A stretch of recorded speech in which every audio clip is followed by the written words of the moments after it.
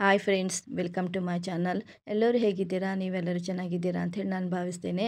ನಾನು ನಮ್ಮನೇಲಿ ಶೇಂಗಾ ಚಟ್ನಿ ಪುಡಿ ಅಥವಾ ಶೇಂಗಾ ಹಿಂಡಿ ಮಾಡೋದನ್ನು ಈ ವಿಡಿಯೋದಲ್ಲಿ ತೋರಿಸ್ತಾ ಇದ್ದೀನಿ. ಈ ವಿಡಿಯೋ ಕೊನೆವರೆಗೂ ನೋಡಿ, ಇಷ್ಟ ಆದರೆ ಲೈಕ್ ಮಾಡಿ. ಈ ಕಪ್ಪಿನ 2ರಷ್ಟು ಶೇಂಗಾ ಬೀಜ ತಗೊಳ್ಬೇಕು. ಈ ಶೇಂಗಾ ಬೀಜನ ಬಾಣಲಿಲಿ ಚೆನ್ನಾಗಿ ಹುರ್ಕೊಳ್ಬೇಕು. ಹುರ್ಕೊಂಡು ಈ ಸಿಪ್ಪೆ ಎಲ್ಲ ತಕ್ಕೊಂಡಾದ್ಮೇಲೆ ನಾನು ಶೇಂಗಾ ಹಿಂಡಿನ ಹೆಂಗೆ ಮಾಡೋದಂತ ತೋರಿಸ್ಕೊಡ್ತೀನಿ. ಇದನ್ನು ಎಣ್ಣೆ ಏನು ಹಾಕೋಬಾರ್ದು, ಹಾಗೆ ಚೆನ್ನಾಗಿ ಬಾಣಲಿಲಿ ಹುರ್ಕೋಬೇಕು. ಬಾಣಲಿಗೆ ಶೇಂಗಾ ಬೀಜನೆಲ್ಲ ಹಾಕಿ ಹುರ್ಕೊಳ್ಬೇಕು. ತುಂಬ ಚೆನ್ನಾಗಿ ಹುರ್ಕೊಳ್ಬೇಕು. ಯಾವುದೇ ಕಾರಣಕ್ಕೆ ಶೇಂಗಾ ಮೆತ್ತಗಿರಬಾರ್ದು. ಮತ್ತು ಇದಕ್ಕೆ ಎಣ್ಣೆ ಹಾಕೋದಾಗಲಿ ಏನೂ ಮಾಡಬಾರ್ದು. ಬರೀ ಶೇಂಗಾ ಬೀಜನೇ ಚೆನ್ನಾಗಿ ಹುರ್ಕೊಳ್ಬೇಕು. ನೋಡಿ, ಈಗ ಬಣ್ಣ ಚೇಂಜ್ ಆಗಿದೆ ನೋಡಿ. ಯಾವ ಥರ ಬಣ್ಣ ಫುಲ್ಲು ಚೇಂಜ್ ಆಗಿದೆ. ಇದನ್ನು ಇಷ್ಟು ಹುರ್ಕೊಂಡ್ರೆ ಸಾಕು. ಅಂದರೆ ಗೊತ್ತಾಗೋದು ಹೇಗೆ ಅಂದರೆ ನೋಡಿ, ಈ ಥರ ಹಿಂಗೆ ಮಾಡಿದ್ರೆ ಸಾಕು. ಇದು ಪೂರ್ತಿ ಮೇಲ್ಗಡೆ ಸಿಪ್ಪೆ ಬಿಟ್ಕೊಳುತ್ತೆ. ಇಷ್ಟಾದರೆ ಸಾಕು. ಫುಲ್ ತಣ್ಣಗಾಗಬೇಕು. ತಣ್ಣಗಾದ್ಮೇಲೆ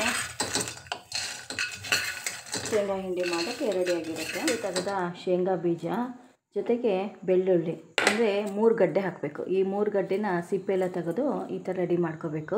ಅದ್ರ ಜೊತೆಗೆ 2 ಚಮಚ ಖಾರದ ಪುಡಿ, ರುಚಿಗೆ ತಕ್ಕಷ್ಟು ಉಪ್ಪು, ಅರ್ಧ ಚಮಚ ಜೀರಿಗೆ. ಶೇಂಗಾ ಬೀಜನ ಸ್ವಲ್ಪ ಹಾಕ್ಕೋಬೇಕು.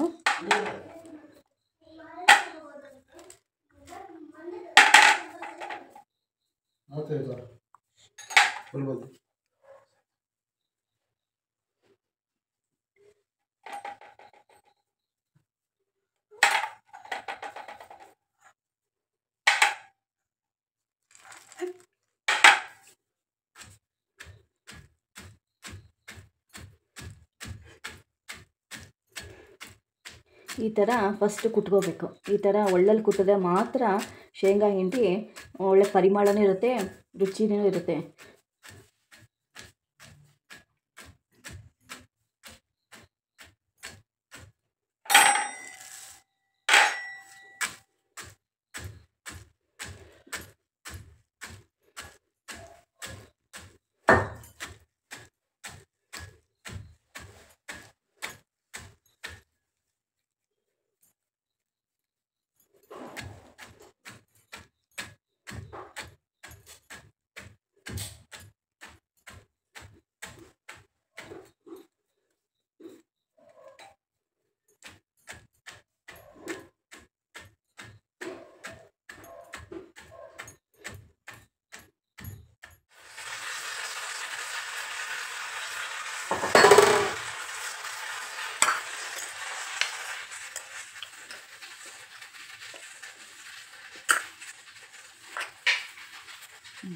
ಇಷ್ಟಾದರೆ ಸಾಕು. ಇದಕ್ಕಿಂತನೂ ಸಣ್ಣದಾಗಿ ಮಾಡ್ಕೊಳ್ಳೋದೇನು ಬೇಡ. ಇಷ್ಟು ತರಿತರಿಯಾಗಿದ್ದರೆ ಸಾಕು.